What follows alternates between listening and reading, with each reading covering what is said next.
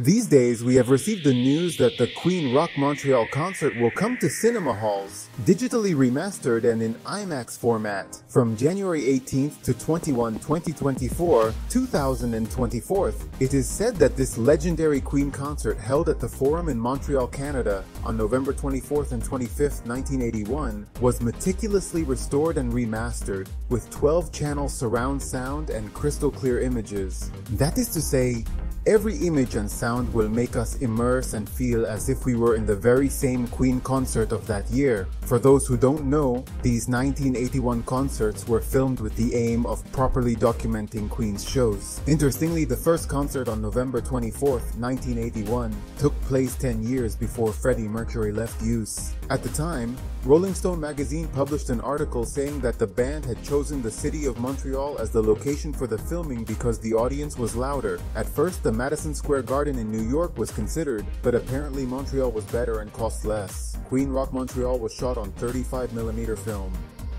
Queen. Aside from the concert itself, it was originally intended to be shot in conjunction with a documentary of the tour by the Mobile Vision Company, more or less a traveling IMAX. For that reason, the audio mix was dry and sterile to give the feeling that the band was in the room with the viewer. In this mix, the audience microphones were lowered to almost a whisper, giving us the feeling that the viewers were very quiet, unresponsive and bored, when in fact, this was not the case. In addition, the film's director, Saul Swimmer, managed to get the rights to all the footage and audio, which resulted in many official releases of this concert without any intervention from the band. Guitarist Brian May often showed his dissatisfaction with the sound quality of these releases. The first Queen Rock Montreal release was in the year of Freddie Mercury's death, with 90 minutes of most of the songs performed on those 2 nights. Other versions were later released, resulting in many bootleg LPs and CDs, especially after Freddie Mercury's death. The DVD format of this concert arrived in the year of Freddie Mercury's death, with Jailhouse Rock for the first time live. In the year 2007, the band bought back this material and CD and DVD were released under the name Queen Rock Montreal. A second version also included a second disc, with Queen's performance at the Ivy in 1985. But before these official releases, Queen Rock Montreal was also screened in theaters around the world, but only for one night. The 2007 material certainly offered us better sound than the previous versions, and the audience was finally heard loud and clear, although it is said that the DVD image was not as polished as some previous versions. Queen played the same songs on both nights. On some releases, the speed of performance was incorrect. On others, some overdubs were made on Freddie Mercury's vocals, some were removed and some were left on the Queen Rock Montreal. Many say that these overdubs were unnecessary, as Mercury was perhaps in his best physical and vocal form by that period. The screams and vocals of the audience were also partly overdubbed on Queen Rock Montreal, for example on the track Love of My Life. The version of Somebody to Love, much celebrated by strangers at this concert, belongs to the second night in Montreal. After that song, Freddie Mercury encouraged people to get up from their chairs and take off their clothes if they wanted to.